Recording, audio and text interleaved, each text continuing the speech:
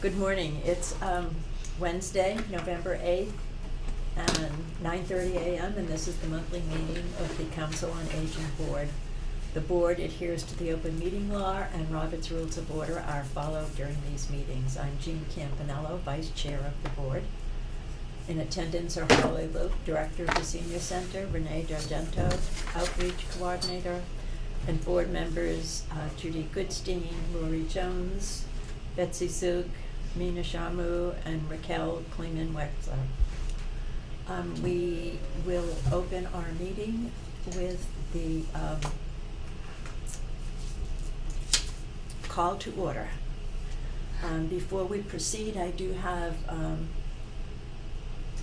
just a note to look at our agenda, and I don't know if it's just a mistype or it talks about the regarding to Council on Aging Board from Alex and regarding the next meeting, which is December 20th. I think that should be November 8th.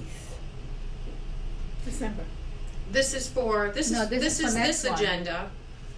That, what you're speaking of is for next month, just so Yeah, people have this a is kind of for- an idea of what the meeting is for next month. Okay, But okay. it says read, meaning, yeah, I see what you're saying. I'm sorry, it's just a bit confusing that way. Okay. Could I have a motion to review and accept the minutes of the October meeting? So moved. There was one comment I have on Renee's comments. When she described my new adventure of offering medication, it says the wrong day of the week. Yes, it's So it needs to Tuesday. be Tuesday. Let's Yeah. correct it in the minute. It's Tuesday, not Monday. Yeah, The third Tuesday of each month. yes. Here. My Yeah, mistake in the it's newsletter. Yeah. I looked at it, okay, we went through that and I read it, it's okay. Yeah. Are there any other additions, deletions, or corrections? Hearing none, a motion to accept the minutes as amended. Aye. All in favor? Aye. Opposed? So moved.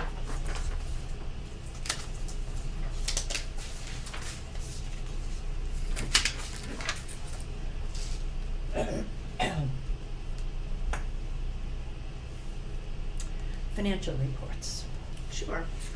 So I gave everyone the full financial reports from Munis that I'll go over first. So just as I stated, for the month of October, the general fund is the account that is voted upon at town meeting. So we'll move on down. The longevity part, I hope everybody can see the comments area where it's highlighted yellow. So the longevity part is the $350. That one is annual for. Which tab are you now? I'm sorry. Which tab are you now? So we're on page 3 General purchase services? The full financials? of the full financials. Full financials. The Excel file The or link or No. the link? The Not the PDF of the Munis. Okay, so Okay. let me go back. Page Sorry. 3, sorry. I'm Page with you. 3. Okay. So the longevity is what Cynthia Willis earns. She's been with the town for almost 27 years, so she receives $350 each annual year. Moving on to page 4, you can see that the area that's highlighted that says Council on Aging OPEX, that's the operating account. And so the utility telephones would be all of the full-time staff telephones as well as the van driver telephones that they use. Moving on to page 5, when it goes down to hospital and medical, the hospital and medical that we get, that our expenses start from, are strictly for our van drivers when they have to go to their Mass DOT physicals before they are allowed to start driving independently. Then the surfaces not classified is the area where, things kind of come up that we weren't really expecting. So the town has allocated $4,000 for us. So that's that area for services not classified. There's presently $2,219.02 left in that area. To take us through until next fiscal year? And to take us through until June 30th. So that's for the general fund, that's not for any of our other Right. accounts. Right. You know, and that's only for services not classified, okay? Moving on to page 6, the print postage stationery, so, we have appropriated for $2,000, those funds are for our annual fees for the newsletter permits that we have through USPS. Okay. Then the next one is office supplies. I think that one speaks for itself. We have $1,000 appropriated. We have $153 left. And then as you scroll down to page number 7, under car allowance and mileage, again, that speaks for itself. Any one of the employees, or it could even be a board member that would like their mileage reimbursed, you would submit a reimbursement request to me, and then it's approved. And then, so you can see that we have allocated $1,000 for that, and we have $694.57 left of that. And Holly, what do you reimburse for? Mileage. For, on what conditions? So Okay. anything that any staff member uses for work purposes. So, for instance, if Renee and Cynthia go down to any one of the housing complexes, or if we send a van driver to a training that might be in Springfield or wherever it might be. So those kind of things. So anything during working hours, if we use our vehicles to get from one spot to another, those things are reimbursed. And I believe it's at 65.7 cents an hour, a mile.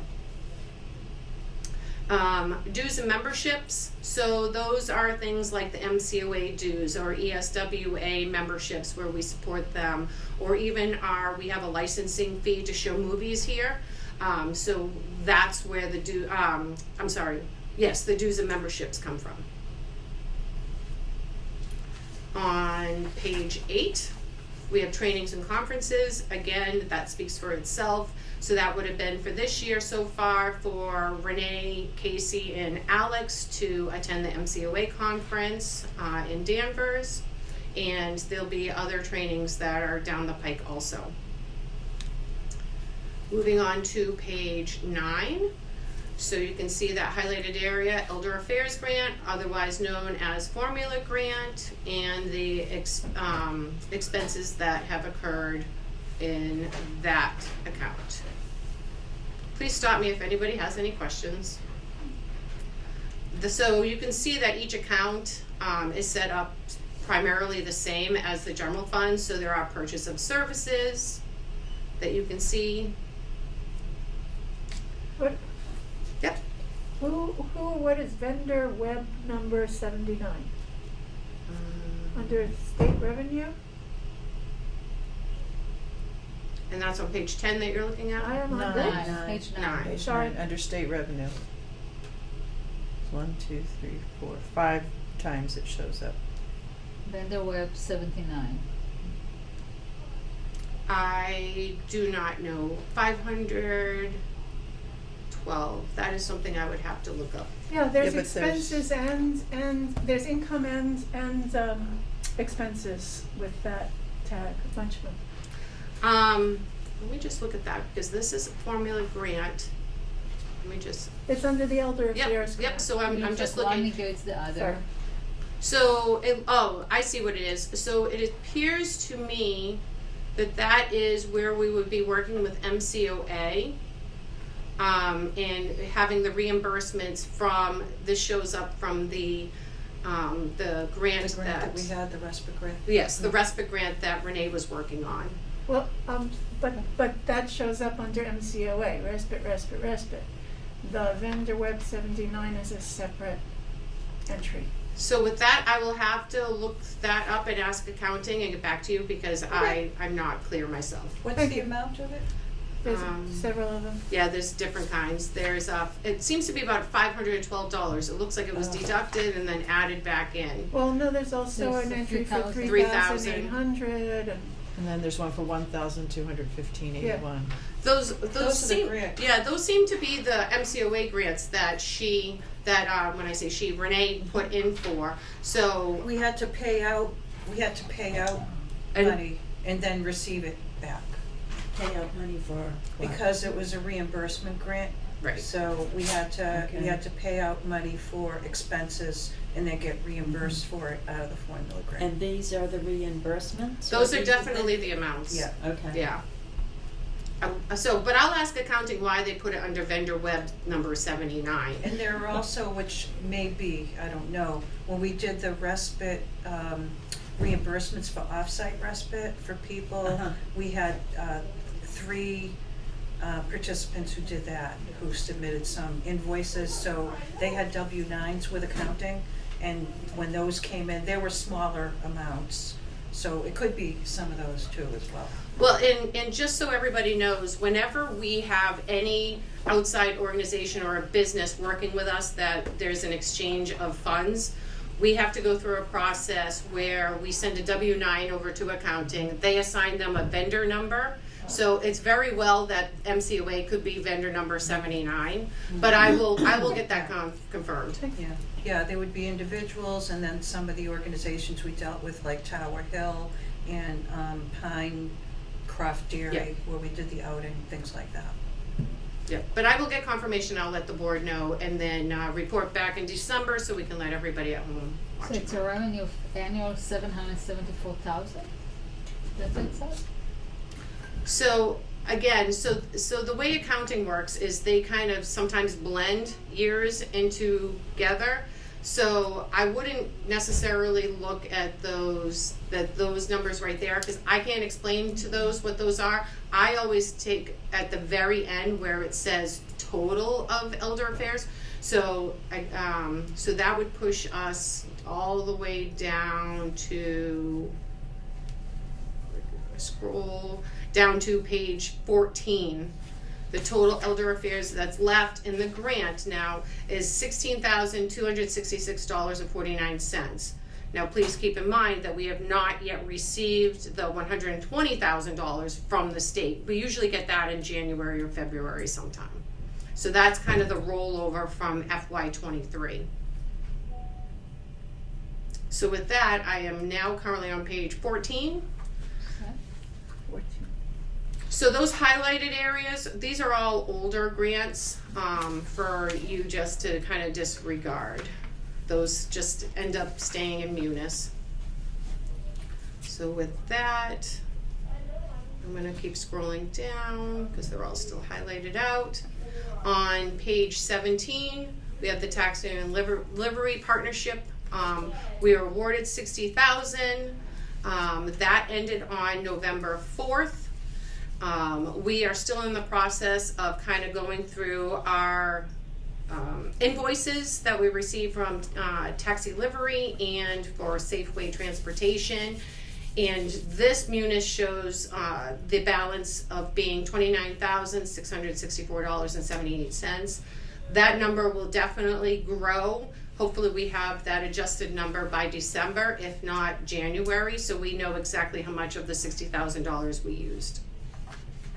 I also noticed in another sheet, there was a mini grant that was awarded for transportation, for vans. Yes. Where did that come from? So that, Cynthia Willis, our transportation coordinator, put that together, and with that, she ordered 1,000 transportation brochures. That was through, just as you mentioned, a mini grant. So I believe it was for $666, and then what we have to do is pay the 10% of that, and we did those through Alpha Graphics. So now we have enough transportation brochures to last us maybe into the next fiscal year 26.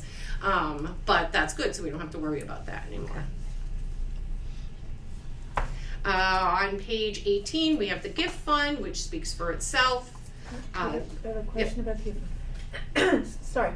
One of the entries under the gift fund is multicultural festival, but it appears there are no expenditures. Right, so this past Saturday, we had our first multicultural yeah. festival, and we did not receive any sponsorships, and at this time, we haven't had any expenditures. This was something that I actually created with the assistance of the town assistant, the assistant to the town manager, Taylor Galusha, and with our And this all originated from a staff meeting, a department head meeting that we had at the library about 8 months ago, and thought it was a really great opportunity for us to kind of get our first foot forward. I thank Jean Campagnello for showing up on Saturday. We did have a successful event. However, there were some things that need to be improved, some things that need to be changed. So we're looking to redo the festival for the calendar year 2025, just because we decided that perhaps November wasn't the best month to offer something because of holidays. So we're thinking perhaps the next time to redo this festival would be in February or March to kind of help get people out of their homes when they've been in there for lots of cold months. But at this point, we don't have any money coming in, but we didn't have any money Yeah, that was, coming my out. question was just, I know we were involved in Right. it, and I know about the event, but I didn't know that we didn't receive or spend any money on it. So at this time, no. I am working with the town manager's office to see if there are obviously salaries that need to be paid, mostly custodial support, because whenever you have any kind of food or an event like that, we have to pay for custodial. But at this time, I'm still working with the town managers to see if there's any town funds that we could use instead of using the COA funds. So I'll have more information for all of you at our next meeting. So this is a little bit aside from the budget, but I know the flyer didn't indicate whether the Council on Aging was whether the town or the Council on Aging were the two Sponsors. organizations that were sponsoring it, and I'm wondering whether that monies that it's going to cost to put that on should be shared. Right, so the flyer initially did not have any of our logos on it, but the program that we shared with everybody, with including the QR code online, did have our logo. It had the library logo, the recreation logo, and the town manager's logo. So the program did. It was one of those things where, because this was our first event on this sort of capacity, it was a working event to kind of see what was going on. So at the time when we made the multicultural event, it was thought that we would see where this would go, to see, because we also weren't sure if there would be other sponsorships that would want to take it over. So, but unfortunately that never happened. So we're hoping that for the next one that we offer, again, would be a year and a half from now, we can work out the glitches that we had for this one.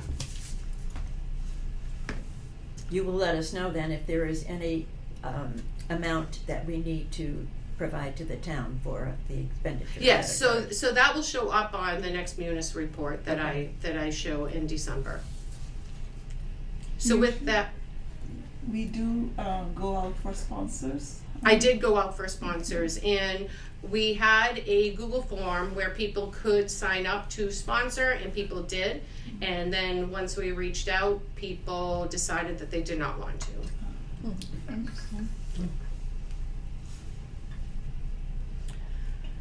Moving forward on page 18, which is still under the gift fund. So I might have to ask accounting to kind of switch that around, because the Multicultural Festival should not be under the gift fund. I'll make sure that we do that. So the gift fund balance at this time is, where are we going? Okay. $21,553.23. What page is that on? That is on page 22.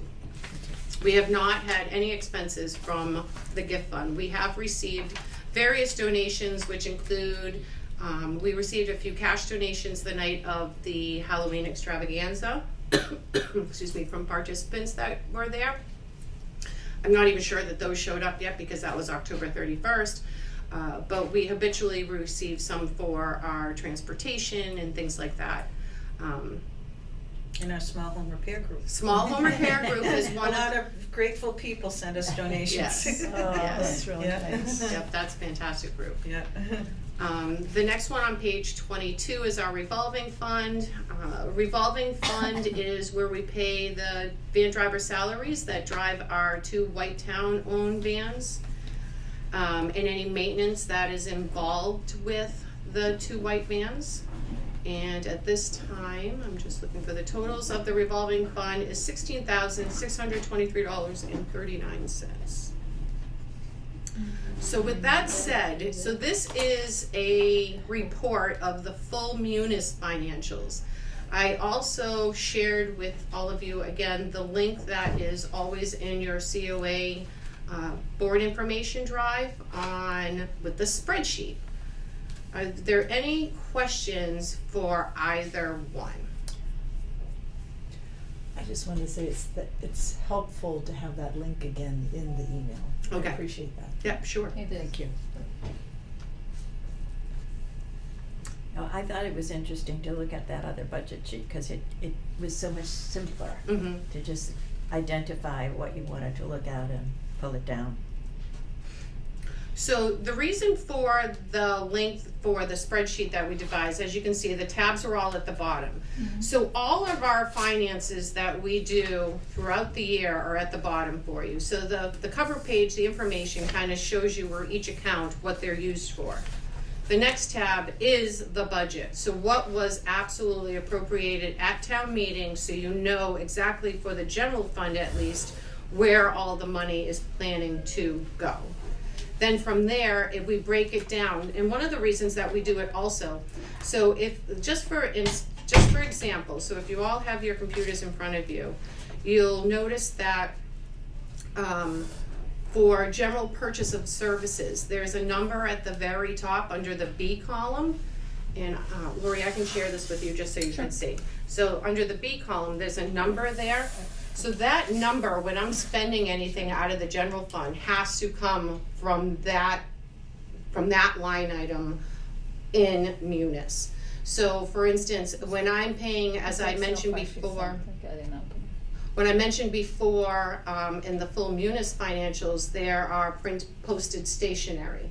So with that one, it comes with its own number too. So when we're putting in all of our expenses through Munis, we have to say, okay, so here is an expense from USPS, and we have to make sure that it aligns with that particular number so it comes out of the right appropriated line item, if that makes sense to all of you. So for this, it's a good tracking system with using Munis for us, because we do it right away, whereas Munis might take a couple of weeks to kind of catch up, and we always want to make sure that we're not overdrafting in a line item. Just, why does it take a couple weeks for Munis to catch up? If it's all in the computer and online and you're putting it in right then? What do you mean by catch up, I guess? So when we get our WB invoices and we get our Amazon invoices, there are warrant dates that we put in the invoices for that accounting looks at. So it works on a bi-weekly basis. So each department, like we do ours on Tuesday, but another department might do theirs on Thursday. So they have that 2-week buffer to kind of work and distribute the checks to the vendors that we need to pay. So it might not be an automatic when we do it, even though we're putting it into Munis, because accounting still comes back and makes sure that we did everything right. They check all of our invoices to make sure that we're not paying any taxes. If we pay any shipping, sometimes they'll question us, why did we pay shipping? It's something, because we don't want to pay for things that we don't need, but sometimes we need things in a timely manner. Mm-hmm. So there is a process on accounting side, and then even on the treasurer's side. So once it leaves us, it goes to accounting. Once it leaves accounting, it goes to treasurers. So for that, it can take some kind of time. And I usually tell a vendor, you can get your check anywhere from 1 to 3 weeks, all depending on what's going on with the 2 other departments. So unfortunately it takes some time, but it is a process that works. So no questions on budget? Okay. Okay, thank you so much.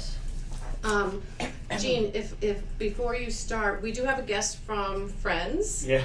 We didn't have you on the schedule, but are you looking to speak to our group, or are you just here to Just listen? listening. Okay, perfect. Do you want to introduce yourself really quick? Sure.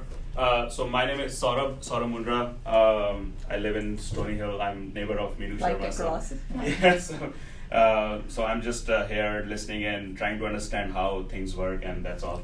Perfect. Yeah. Thank you so much. Appreciate it. Welcome. Thank you. Please, if you have any questions, let us know. Absolutely. We're happy to answer them. Could you say your name one more time? Saurabh, Saurabh. B-H. And last name? Mundra, Moon, D as in David, HRA.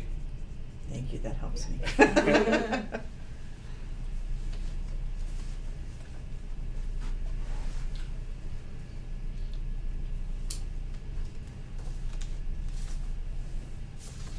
That's all you. Okay. Director's report. We're gonna start with outreach with Renee. Okay.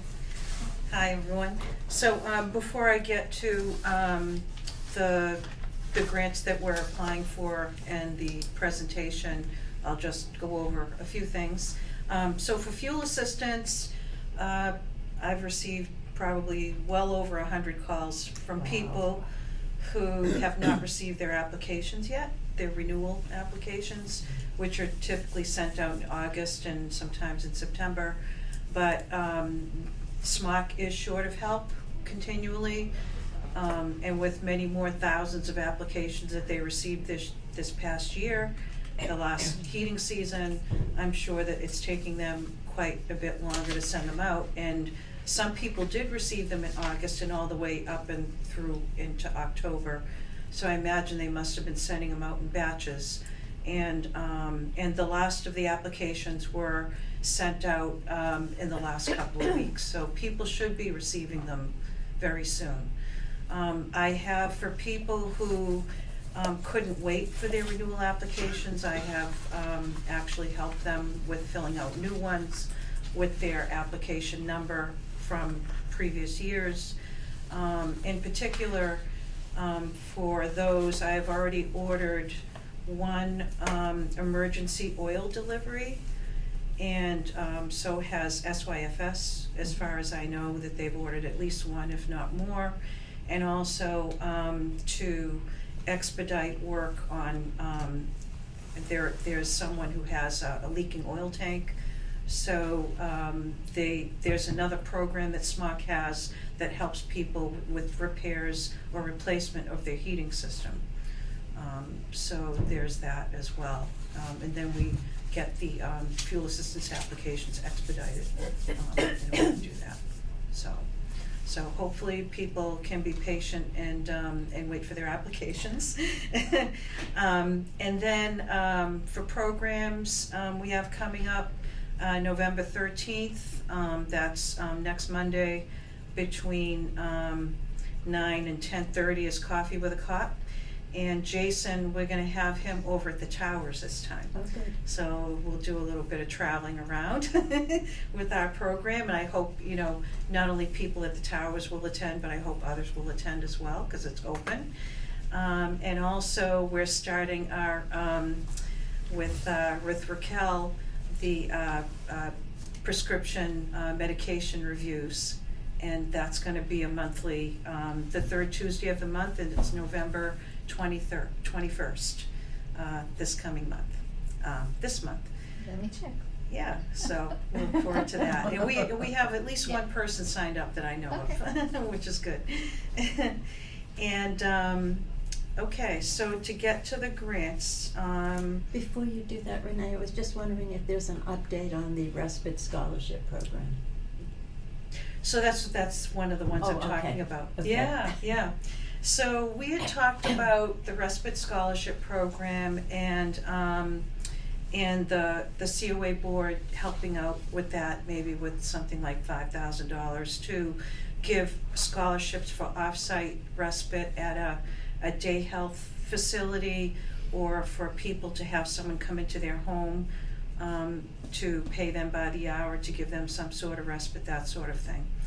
But now we've decided that we're going to apply for the Mass Council on Aging service, what is it called? Service Incentive Grant.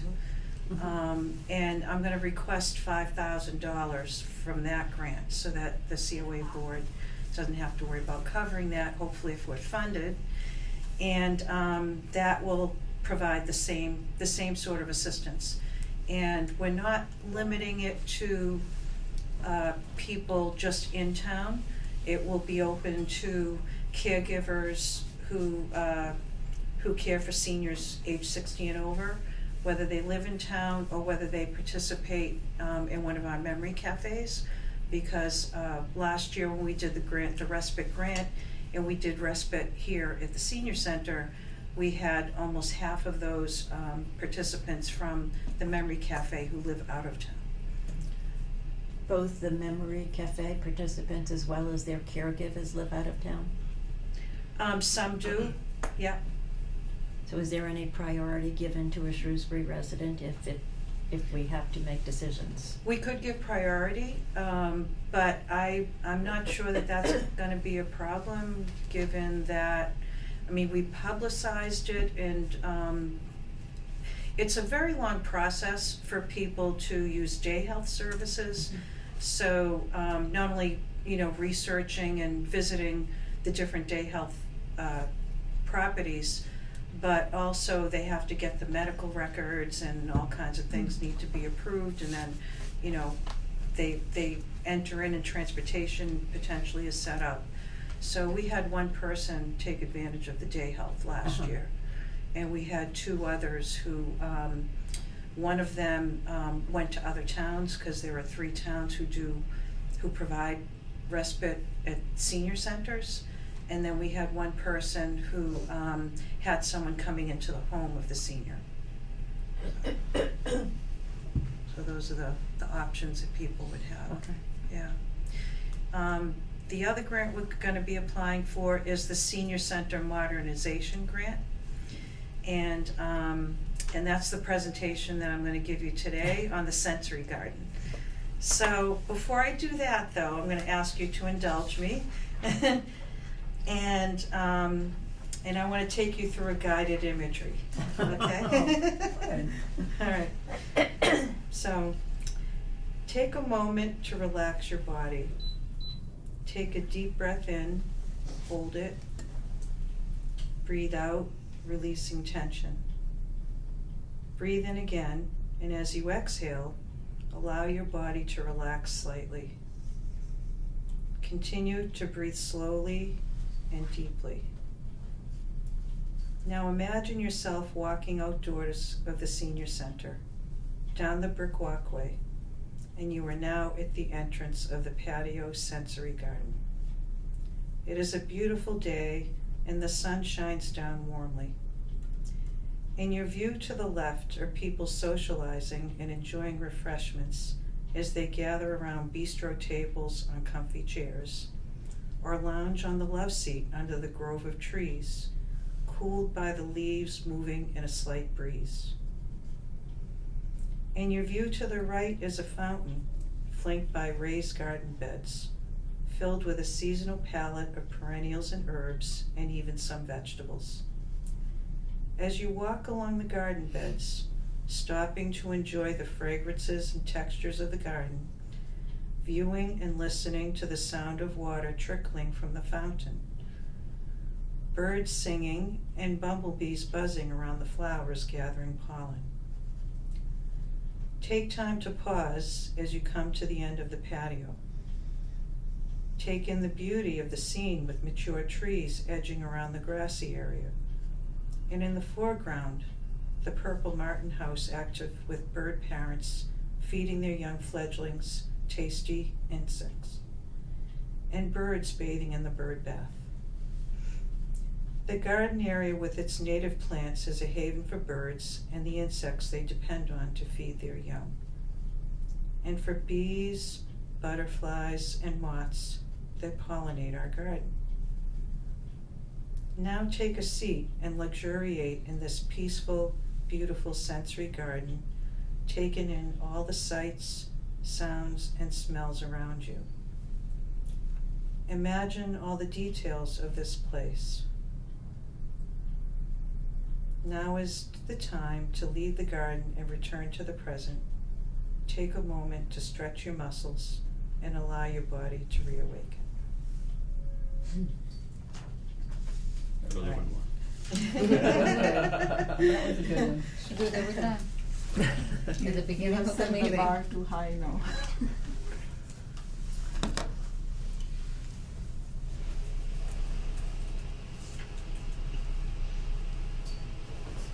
Okay. just gotta hold on 1 second so we can get the projector heated up again. Oh, that was. Are you plugged in? Oh, here it comes, Yeah. here it comes. Should we shut the lights off? Sure. Yeah, that might be better. So this is just a photo giving you an idea of what the garden could look like with flowers and vegetables and things like that. And those would be images of the raised beds that might be constructed at the edge of the garden. So, right, so what is a sensory garden? It evokes all 5 senses: sight, touch, taste, hearing, and smell. And it utilizes plants and garden elements for an ever-changing visual palette of color, fragrance, and texture to engage the visitor. So visitors will experience the sound of birds and pollinators visiting plants and bird baths in the garden, and the movement of water from the solar fountain. Sensory garden components. So this is for a completed patio, and that would include raised garden beds as well as in-ground garden beds, and these would have perennial plantings. The raised beds will have a railing along the length of the patio area, and the raised beds would be constructed at anywhere from 32 to 36 inches, and that would make it accessible for people who are standing as well as in wheelchairs to access the garden beds. The railing is for safety for people who would be able to walk along the garden and be able to have that should they need it. The outdoor furnishings, 4 tables, they would be bistro tables, approximately 32 inches in diameter, 16 chairs, they would be made of teak, and a love seat that would be, and the tables in the love seat would be cast aluminum, and side tables would potentially be some sort of wood. There would be a lot of different, nice muted natural colors and different textures. The water fountain, the solar garden fountain, that would be something that we would, I think it's important to have the solar. We're probably not gonna have any kind of irrigation unless we decide to do that.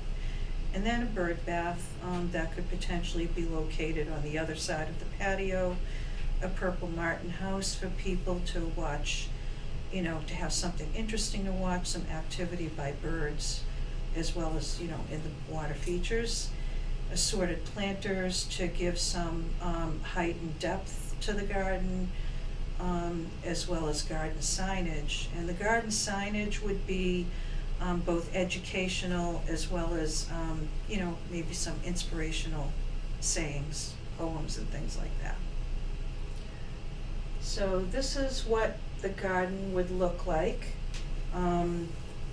We have a rendering from Home Harvest of Central Mass, and we worked on how the garden beds would, would be constructed. They would be constructed of cedar boards so that they would have a lasting effect. And then there would be the in-ground gardens that would kind of add a curvature that would kind of follow the curve of the driveway a little bit. So there would be areas that would be accessible to all abilities and people who want to, plant either on the raised beds or in the ground. The structure of the garden not only would be of the built-ins, but also of some shrubs and perennials that would be planted in the beds, and then vegetables and herbs can be added to that.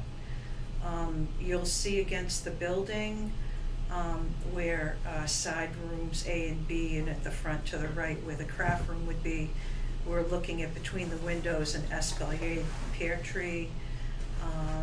To the end of the patio on the right are blueberry bushes. There would be a couple of flowering cherry trees, things like that. This company that we're looking at is their expertise is both construction as well as integrating edible as well as ornamental plants into the garden landscape.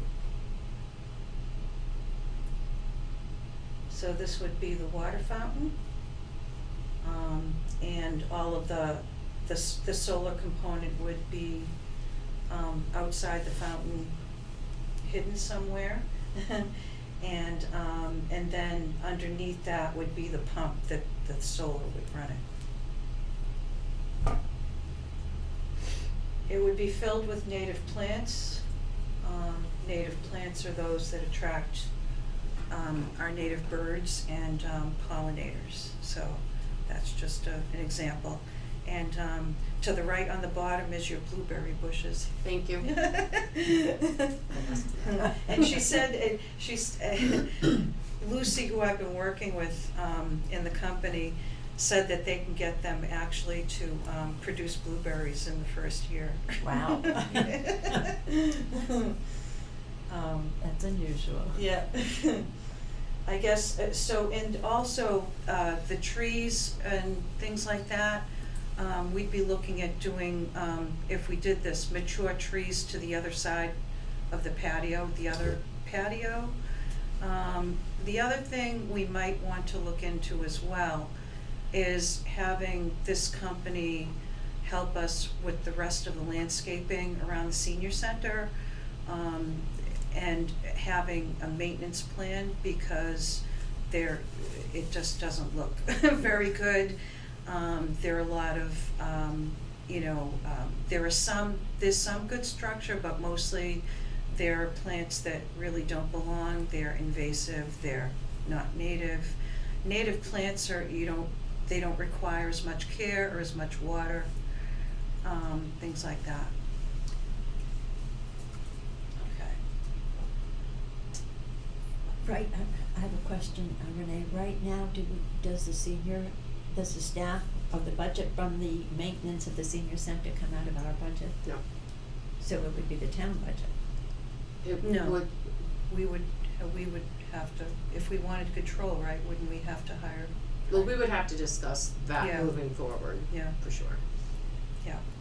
So these are the furnishings, and cast aluminum, teak, wood, They're weather storage. treated, they're gonna be weather sturdy. Yes, these are, I mean, you'd wanna cover them, when the season is over with a tarp, but yes, these are all outdoor weather furnishings. So we wouldn't have a place to store them.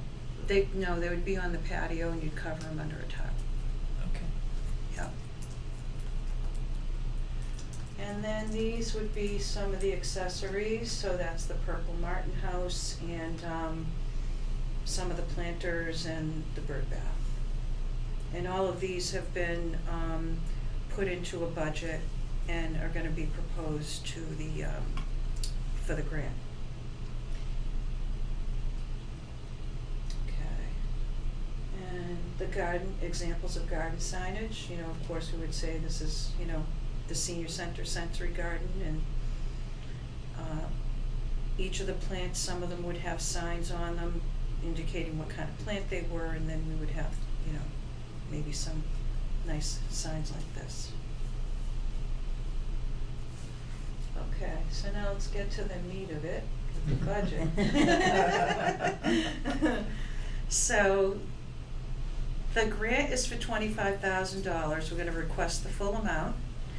And we would be hoping to have from the Council on Aging a matching fund request for $10,000. The complete sensory garden is gonna be just under $35,000. So you have the landscape design, construction, and build-out for $17,294. And then you have the furnishings and accessories for $17,526. Now, if we don't get the grant, these are the potential options.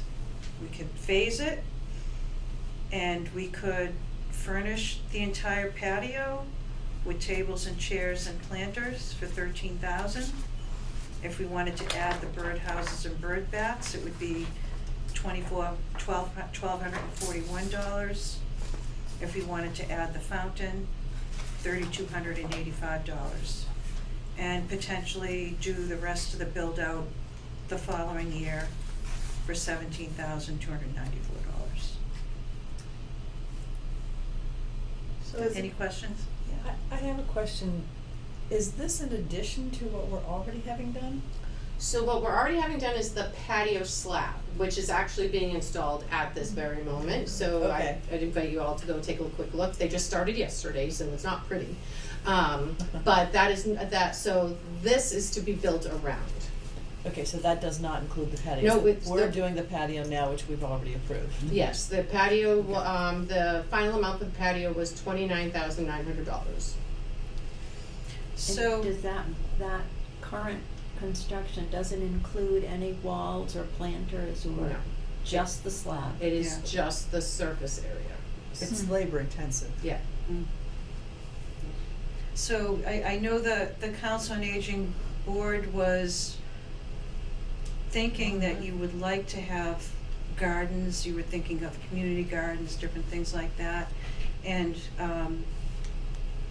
they cost, they have a cost. Yeah, yeah. And also to get the furnishings and accessories, just to make it, also welcoming and, for people of all abilities.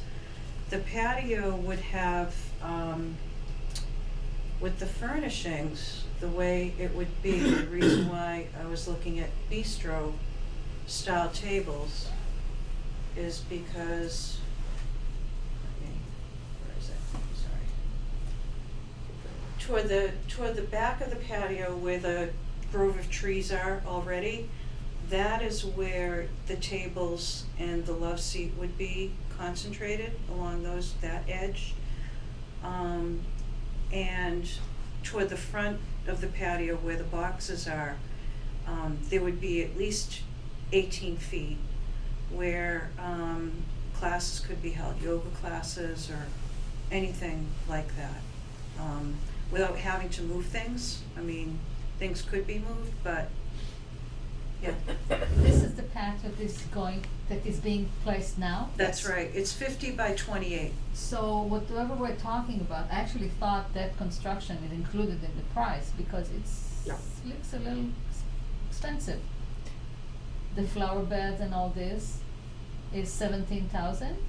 Yeah. That That's a doesn't lot of money. surprise me, actually. No, Really? no. For the landscaping, Yeah, no. I agree.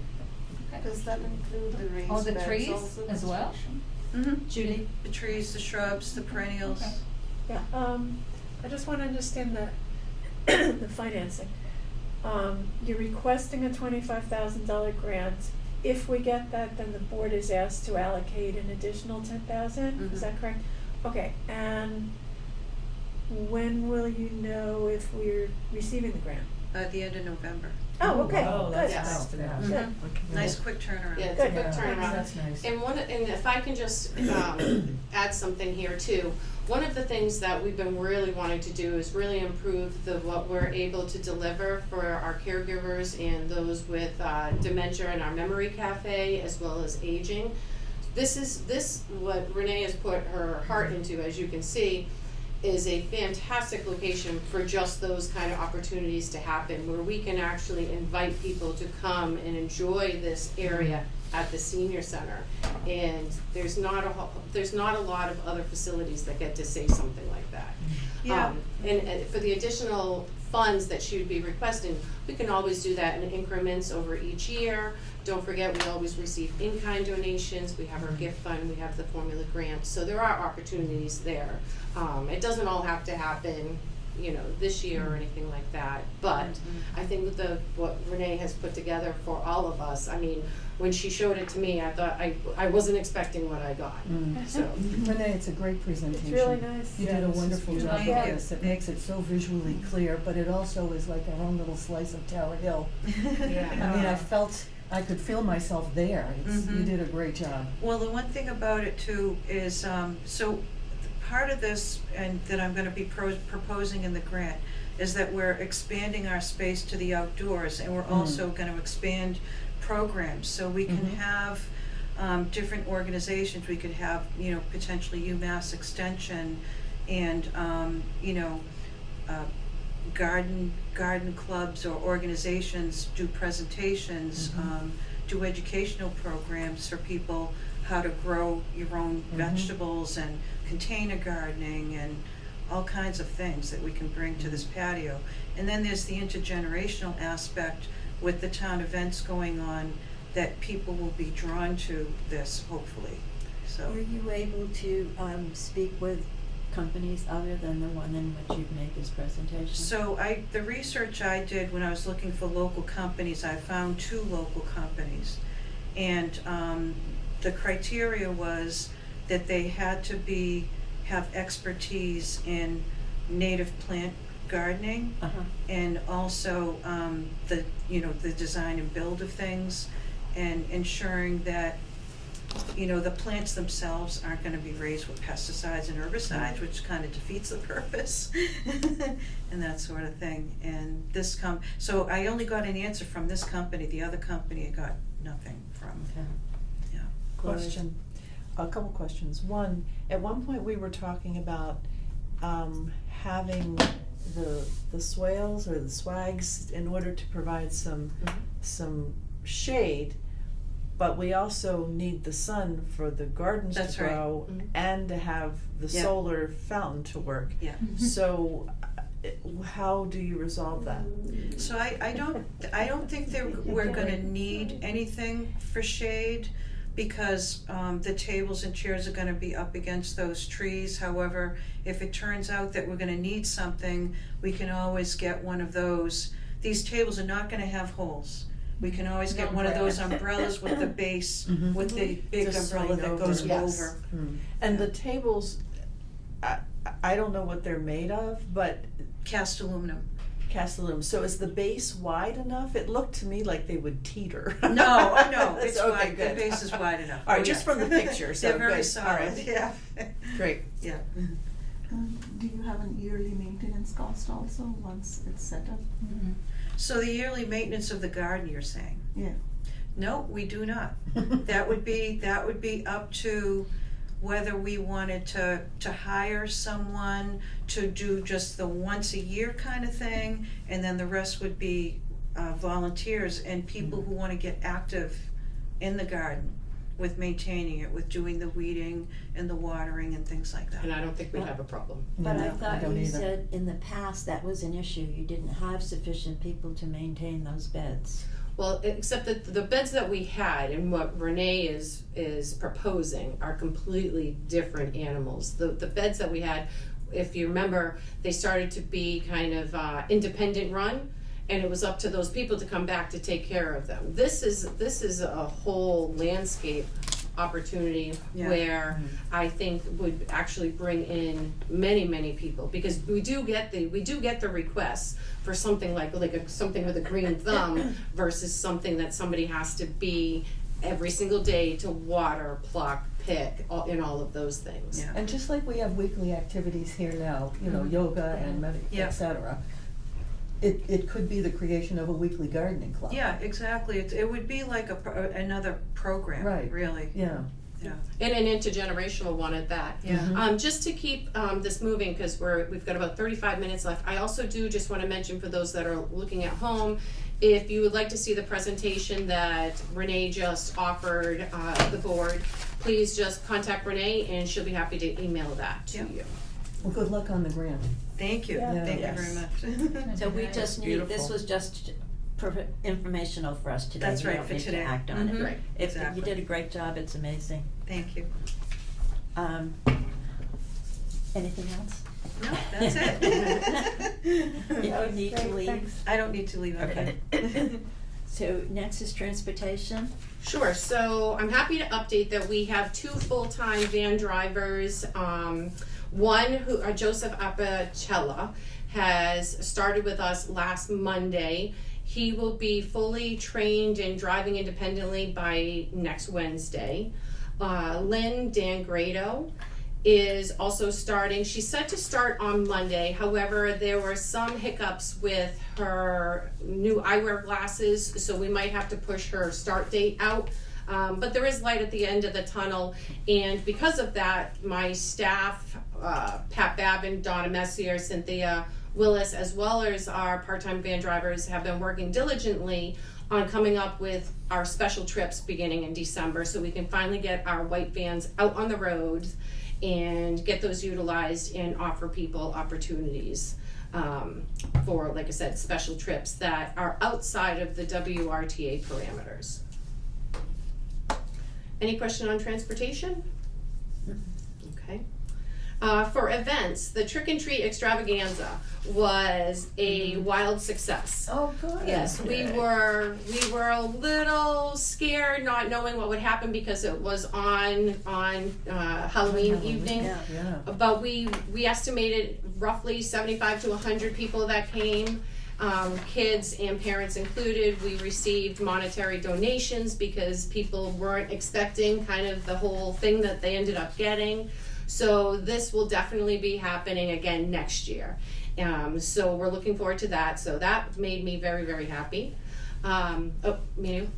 Do we get to see any pictures of the event? So I do have pictures. I've been just so consumed with these MCOA grants, so Yeah. those pictures will follow. Yeah. Okay. Would you like me to send you mine? Sure. Oh yes, that's right. Lori was here too. I forgot. I completely Their forgot. costumes were fabulous. They were, yeah, they were fun. fabulous. Yeah, that would be good marketing. Yeah, yeah, for And sure. And it was fun. I was, I wound up hiding all the eggs around in the lobby area. And at some point, some of the older kids, they were looking at me. I had the feeling that one of them was kind of following me as I placed the eggs. They probably were. Yeah. So, the Veterans Luncheon is tomorrow. It begins at 1:30. It goes until 3:30. We have our ukulele group that plays here on Thursday afternoons. They are playing for the Veterans Luncheon pro bono. I think there'll be 10 of them. We are ordering from Napoli's in Shrewsbury. We ordered 90 meals. 80 of those meals are going to veterans, surviving spouses, and or their guests. So if you have an opportunity to come by tomorrow, one of the things that we've been ending the program with for this will be our 3rd year, is a handshake or thank you for your service. So again, I encourage everybody, if you can get here, again, it's until 3:30, but sometimes it wraps up around 3. So if you can get here, that would be fantastic. And I gave everybody, I believe I gave it to you last month too, Yes. but we have the winter mixer coming up in December. And just to reiterate what I said last month, is this event on, I gave everybody a flyer except December myself. 20th, What's the date? December 20th. Thank you, December 20th, is for people, seniors of Shrewsbury community, all of the surrounding communities, anybody that wants to come and have an opportunity to meet other people. So it can be singles and couples, so we're encouraging all to show up. And we are doing it in kind of a speed dating format, so everybody will get 5 minutes to talk with people. And the reason for that is because, you know, we all show up with our own friends, our own groups, and then we tend to maybe just say hi to somebody else, but we really want to encourage the talking, the conversation portion of that. And our plan is to follow up with this on a quarterly basis, invite everybody that came to this event, and welcome new people in. I really think that offering it in December is an opportunity for people that might be isolated in the winter months to at least meet some new people and form those relationships. So we hope that everybody will come to that. And that is the same day as our meeting. That is, yep, so our meeting is in the morning, yes. Okay. Yep. Do you have anything more to say about the patio? Just that it's being built right now. So then we go down to nutrition. So last month I also mentioned to you that one of my things that I wanted to do was begin starting in 2024 to offer dining opportunities on our Tuesdays that were open later. So I mentioned Assabet Valley. So Assabet Valley has been fantastic in getting back to me. After further consideration, having them offer the meals all the way through until June, except for those days that they're on vacation or snowstorms, could get a little tricky and possibly confuse people that want to come in and eat. So I chose to begin with them with January because they are in session all of the Tuesdays in January. So they have given us a full menu of soup and sandwiches for each Tuesday of January. So within the next month, it's going to be up to us to figure out what are we gonna do for February? It could be something as easy as pizza and chips or hot dogs, perhaps we cook something. But I also thought it was a great opportunity for the winter months to see how many people first came out. So we could use this as a pilot program to see, are people coming out on Tuesdays? Maybe we even hire a food vendor truck for a couple of them and go from there and help with the proceeds. So that's where we are on that. Any questions? Oh. My Yeah. only question was the lack of vegetarian options. So again, this is a choice where people can attend or they don't have to attend. So it's at no cost unless people want to donate $2.50. The fact that to come into a full-blown menu would be rather difficult for us. Well, I don't mean a No, full-blown but there's menu, no but maybe veggie alternating sometimes, because this is chicken, turkey, chicken and roast beef. Mhm. But just to have, out of that 5 different options, one of them that may be Okay, meatless. I can suggest that. Yep, before. So yes, I One of can. them with avocado and whatever's. Yep. So I can definitely suggest that to Assabet. Yeah, agree. I have a question. Any- Judy? Is this just open to everyone? It's just Yep. come in and get your soup and sandwich? Yes. So Okay. you would have to register the week prior. So the Wednesday before, or the Tuesday before, Mhm. for the following Tuesday, just to allow fairness for everybody, so you couldn't register for an entire It's month. just, and it's not just walk in, you need to be. You need to register, Okay. yeah, you need to call in just like you would for our congregate dining at Okay. lunchtime. And where will that information be for people to, It'll be in the newsletter. okay. Yeah, and once it hits the newsletter, I like to make sure that when I share information, I share it all at the same time. So that includes social media and everything like that, because some people only rely on the newsletter. So I hate to give somebody an advantage over somebody else. Does this I'm wondering if we could publish this in the community advertiser. So absolutely. So one of the things that the Community Advocate has been great with is they do look at our newsletters and our social media, and they kind of reach out to me on the things that they think it would be, worth kind of mentioning out. For sure, I can give a write-up to them about the opportunities that will be coming up on Tuesdays in general, Yeah. not just for January. Perfect. Other questions? I have a Renee? question. Are we gonna be funding the cafe at all, like we did last What winter? What cafe? The congregate dining? We have not lunches? decided yet to do that. I do have an update on volunteers though for especially the kitchen. So yesterday we had 2 different times set aside for anybody interested in volunteering at the senior center to come on in to get information for both the senior center and the kitchen. I'm happy to announce that by the end of the day yesterday, we had 5 people that were interested in helping with our Meals on Wheels program. That's Yay. great. So, terrific. so having those little times set aside really, really did help. So already Beth Murray, the nutrition manager, is working on their paperwork to get them going. So Great. hopefully there's a light at the end of the tunnel where we can set that up. But I, of course, do, keeping in mind that right now, every other Wednesday when they're assisting our memory cafe, there's roughly 40 plus people in there. So I want to make sure that we're giving the support as much as we can. And I think that yesterday kind of helped achieve some of that. So Were there other volunteers available for work other than in the kitchen? So yes, we gave them information of other opportunities that are available in the senior center, but because of the need, we really kind of pushed the kitchen assistance. And as you know, being a Meals on Wheels volunteer, that between the drivers and those that prepare both the Meals on Wheels that go out and the congregate dining, there's a lot of work, you know, and it starts all the way from putting food into a bag to cleaning the pots and pans at the end of the day. So there's a lot of that.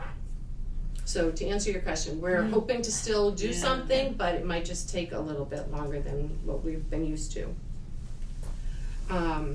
Senior Center winter inclement weather. So all of the staff in the town of Shrewsbury has been asked by the town manager's office to give all of the information, our personal information for code red emergencies, so should the town close, so we can be aware. Otherwise, our senior center follows the school schedule as far as our van transportation goes. So if there's a 2-hour delay for the schools, our van drivers also start on a 2-hour delay. So any of those rides that happened that were scheduled for the first 2 hours, they are automatically canceled. If the schools cancel, we also cancel our van transportation. It's just an easier way for everybody to kind of know what's going on. Now, should this happen on a school vacation time, I usually will make that call the day before. Just, you know, and sometimes, you know, I pull the plug and then we have no snow. It is the beast of living in New England. So, but personally, I would rather pull the plug and know that people are safe than to have people come in and then we're canceling people at 5:30 in the morning and nobody wants that phone call. So if there is a 2-hour delay for the van drivers, will the senior center have a 2-hour delay in opening? No. Not unless town manager Kevin Mizikar sends us that code. So they might say, you know, so they might say, so our normal opening times are 8 o'clock. He might send a code red to all of us saying, you know what, because of inclement weather, you don't have to report to work until 10. So it's those kind of things. And normally, I think once it happened last year that we got it the night before, he's like, you know what, we're expecting a big snowstorm. Everybody take your things home and work from home. You know, but for those that we aren't aware of, it's usually, you know, today is an emergency snow day. So it's kind of like that. Okay. Were you gonna mention the nutrition grant, the food pantry? I have a list here. Oh, I didn't know if that was part of it. I Well, didn't know if you. I wasn't gonna go through all of them. Oh, okay. Because there's 8 of them. Alright. But I just want to keep going with the agenda that we have so far. And the last one on the director's report is the strategic plan. So as Alex Roman, the chair, mentioned last month, he was going to get in touch with one of his former coworkers that has worked on strategic plans, and I gave everybody a proposal. You also have a written one in front of you. The cost, including his time for travel, was $5,000. His outline shows what he's done in the past, what he would deliver to us now. I also want to kind of mention that one of the grants that we are writing for the MCUA, and I forget what title it's under, but we're looking to apply for a grant that will help us with the funding of our strategic plan. So that's what Casey's working on right now. So hopefully that will cover that, but the board does need to have a conversation about this strategic plan proposal and whether or not you accept it and how you would like to move forward. I think it was very inclusive, and the part I liked most about it was that he incorporated all board members into committees and made everybody part of contributing to the strategic plan. I was very impressed with it. I think he looked like he had a really good an overall sense of how to move forward. Raquel? I really like what I read, both about his background and the steps that he was going to go through. The only thing I was kind of not sure, unless I missed it, is his timeline. How long does he think that process will take? What will be the first meeting that he's going to have with the group and the second kind of work meeting? I wasn't really sure I can see, like, yes, first session, second session, I didn't really see the time frame it's all gonna be happening. And of course, it depends on us, the worker bees, and how the process goes. There's strategic planning, it takes time. I did like his background, even though it's primarily transportation, but you can transpose his interest in his other work in the other places of his experience. He was involved in strategic planning in other places, and I kind of liked it. I thought he really delivered in the way he looked at the process, at the steps, and kind of liked it. Lori? I liked the steps also. I liked the fact that he's actually coming here, where the Yes. other person Yeah. didn't even wanna Yes. show up. Yeah. The question I would have for you and for your staff is, do you feel good about, because it looks like you're part of the team too, Mhm. so what's your action, your plans for action and things like that you would like to do?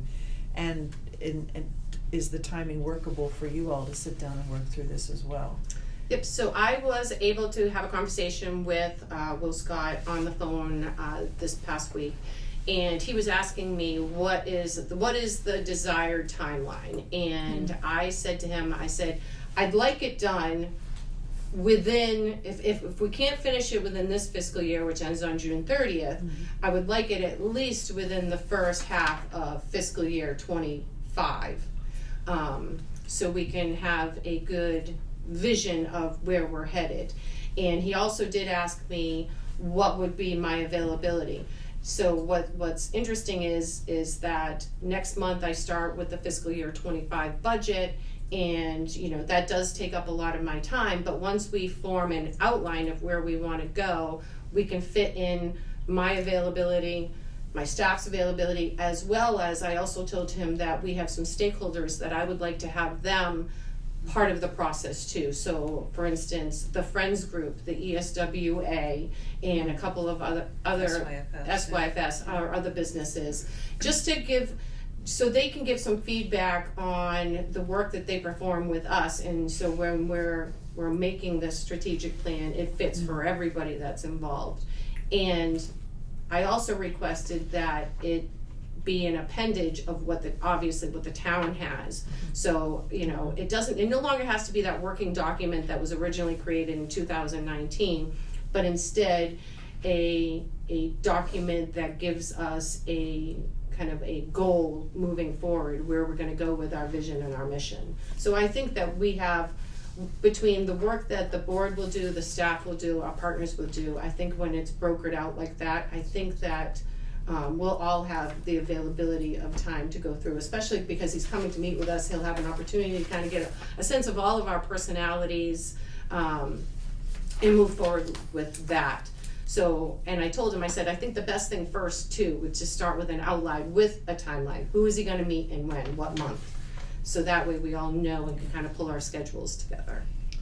My hope is, I understand that you don't want it to be an operating manual, but I don't also want it to be so vague that it sounds like we're in the clouds. So that would be something, from my perspective, I don't know how other people feel, but sometimes you read these strategic plans, you spend $5,000 in 6 months on it, and they've got like 5 keywords and that's it. And I'm sorry, but I don't wanna spend $5,000 on 5 keywords and that's it after all the time That's and so energy neat, that yeah. everybody, so that's, I'm a detail-oriented person. I don't need to have it that detailed, but it needs to have some substance as far as if we're gonna spend this kind of money. So I do think that what's very important for us to incorporate into our strategic plan is the new comings of how the town manager's office now has us responsible for department goals and staff goals. So definitely goals has to be incorporated into our strategic plan, because that's taking place of the working document that was once created, you know Right. what I mean? Yes. So I agree with you that maybe goals is one area, and each fiscal year or each calendar year, however, Will wants to set it up, is in a path in another direction without being stagnant. I also think if board members are involved, we can identify what specific goals we want to achieve and how, develop the objectives to achieve those goals. It's because it sounds like everybody will be involved. I like that idea for everybody, because then everybody Yeah, everybody um, has input into it. input and will hopefully feel Stakeholders. good about the product and the outcome and a path forward. Exactly. Yeah, and the town manager's office, just so you know, is key too. So without moving on to another section, it is kind of check off with, town manager Kevin Mizikar and David Snowden and Keith Baldinger to make sure that they like the direction in which they're going in it, and it does correspond with the town strategic plan. So they're definitely gonna be a big part of this also.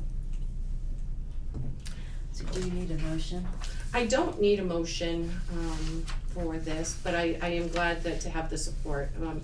Nina has a question. So, is there any, like fallback if we are not able to finish it in 2 sessions, knowing that there could be more work involved and?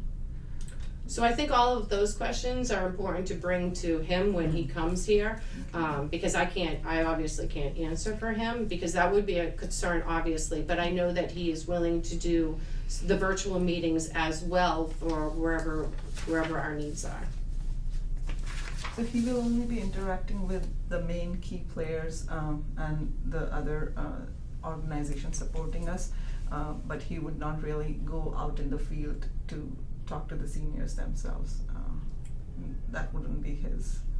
Well, we are the advocates for the seniors. We can certainly bring in a group, but I mean, a few of you yourselves are seniors, so I think that Yes, we are. So, but I'm just saying that, we are the stakeholders, but we are also the people that we're here working for, And so. just to exclude any expectation. Oh, sure, yeah, and remember, if you have too many cooks in the kitchen, Go the work nowhere. won't get done.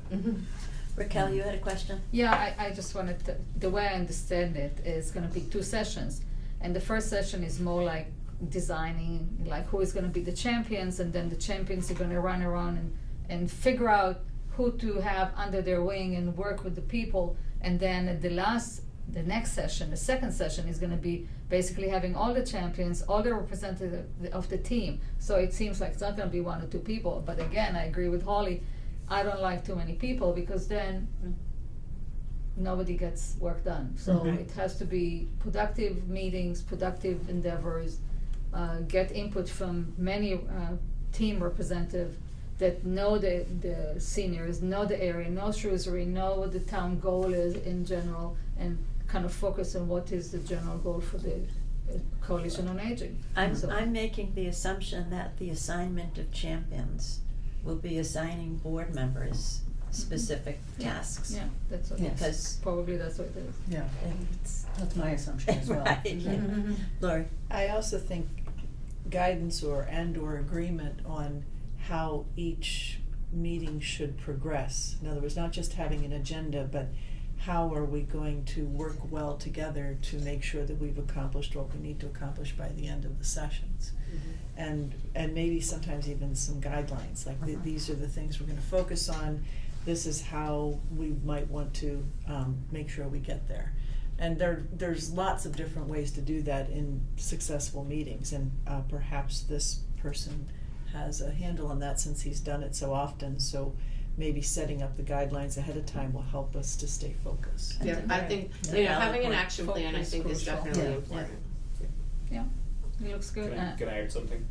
Yes. So, in general, if you ask this person what is his game plan, what is he thinking, and then if he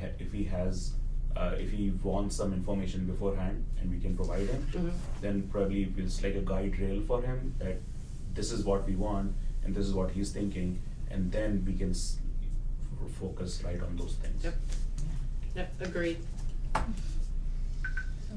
Other questions, comments? Before we go on to new agenda, I did receive an email this morning asking if there are any board members that need devices to get the information that we need for our monthly board meetings. So if you needed a tablet or a computer or anything like that to make these meetings easier so you have the information in front of you. Is there anybody here, I think we're only missing Alex today, is there anybody here that could use? I could. This is very old and half the time it doesn't survive the meeting. Is there anybody else? Would this be just a loaner while we're here in the meeting? It would be a Okay, fine. loaner while you're on the COA board. I don't own a tablet, and that might be useful, just to be able to call up the financials. Okay. I don't even need it all the time, I could just use it while I'm here, and you could, you know, or, I guess you'd have to then bring it over, to the meeting. Yeah, If I you don't wanna would- do that, then I would, I would rather not have to carry more Okay. stuff, but if anybody needs one, I've been instructed to let IT know, and then IT will work with me to figure out what we have available for the board members. Thank you for My suspicion asking. is, Holly, Lori, that we will maintain it while we're on the board, not that it has to go back and forth between meetings. okay, that's fine. I'm just so used to bring my own when I come to the center, so just my own. Okay, so, Anyone else? so that's it? Okay. That's all I have to report unless anybody has anything new. Yes, I have a question. yes. I don't know if that's the place for it. So we talked in events how successful the trick and treat extravaganza was. Do we do something for Valentine's Day? So what we've done in the past is we've given out flowers where people, like a couple of years ago, we did something for where our van drivers delivered flowers to a couple of different people. We haven't done much in that event in the past. Didn't we decide that we would do, St. I don't know, Patrick's maybe Day, like do attract an people. every other year switcher thing, was that Do it? you want it? Yeah, No, well, Yeah. because of, Getting my papers organized. because of limited funding or the funding that we have out of the formula grant, so sometimes we can't do something annual, but there are ones that, you know, for me, the Veterans Day, the Veterans Luncheon will always be annual.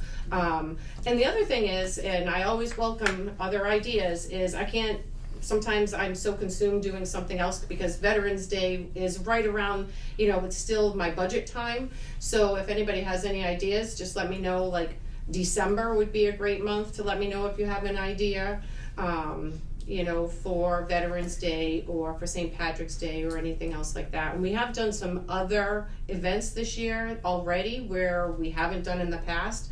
So if you've looked at the spreadsheet for the formula grant finances, you know, we have about 25,000 left until June, because we've been doing so many events. So it's really, like, we gotta be careful, you know, where we're spending that money. But I don't like to roll over anything more than like Okay. 5,000 each year because I don't think it's necessary. Okay. That's all I have. Okay, on to a new business. Does anyone have any new business they would like to? Yes. Regarding the car detailing, project, so. Regarding the what? The car detailing. Yes. So I heard back from Patty Minton, and she said like right now the girls are not very interested in this, the Girl Scouts, but she asked me to reach out in the spring.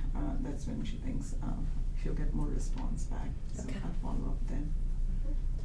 Do we have any sort of an update on Yahoo? No, not as of yet. So Recreation has just recently taken on some new staff, so they're kind of getting acclimated to their new roles. We were hoping to get it started in the spring, but Recreation is also trying to work through some other obstacles, if you will, that they have to first iron out before they can take on a new project. So really the Yahoo project is falling on us a little bit more right now. And I would love to have it start up in the spring. but it's to be determined.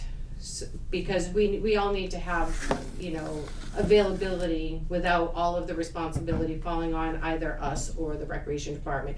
Knowing that within the year, the whole purpose of Yahoo, and Raquel, I don't know if you remember, it's young adults helping out others to help seniors with yard work in the spring and the fall.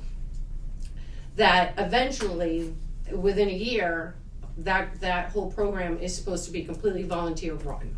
So that is the whole purpose behind that. So the main thing that we need is to be able to find the time and to be able to market and advertise to the schools, to the high school, that this program is going on, and especially the portion of what the students are getting out of it. You know, beyond community service, it's great for their college resumes and things like that.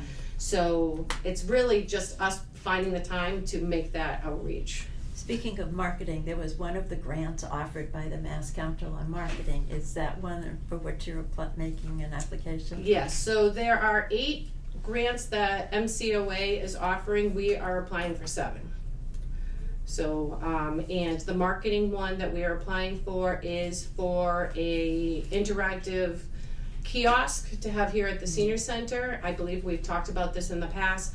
This particular kiosk also comes with 2,000 applications that people can download on their phone, which was also a question on the communication survey. And I just happened to look the other day, and we're floating around 63% of people would download the application.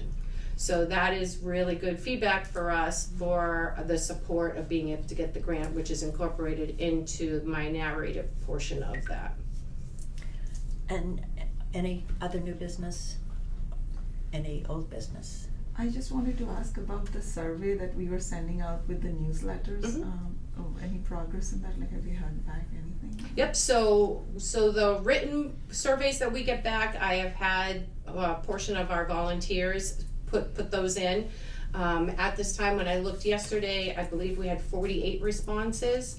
So I need to follow up with the town manager's office, the communications coordinator, to see if she can keep pushing that survey, because out of 10,000 seniors, 48 responses Yeah. is That's enough. the total Well, number? Wow. I have a suggestion Yes. on that. The only way that I saw to respond was the barcode, or that's what's been on the senior, on the Facebook page and whatnot. And if you're looking at that, I mean, then you have to take your phone over to your computer, and it's kind of a pain in the neck, frankly, to use a barcode. If you can publish a direct link, that would be a lot easier to just click on something rather than the barcode. Okay, yep, I can definitely put that link on the Facebook to that. I thought I had, but I'll I take a don't look again. recall using a barcode to send mine in. It's a QR code that you can scan on your phone. So let's just say, like, if you were over But at then the I'm on town. my phone, so that's what I'm saying. It's like that. So then I have to pull up the QR code on my But you can iPad, do it on and your then aim phone. my phone at the iPad. So it's kind of like a 2-device thing. But you could do it on your phone. So, It but doesn't- I'm wondering if we got so few responses because the results didn't get back in. I did it on my computer at home, but I don't recall a QR code having to use. So there's different opportunities. So a QR code would be for somebody who only has the flyer in front of them. Okay.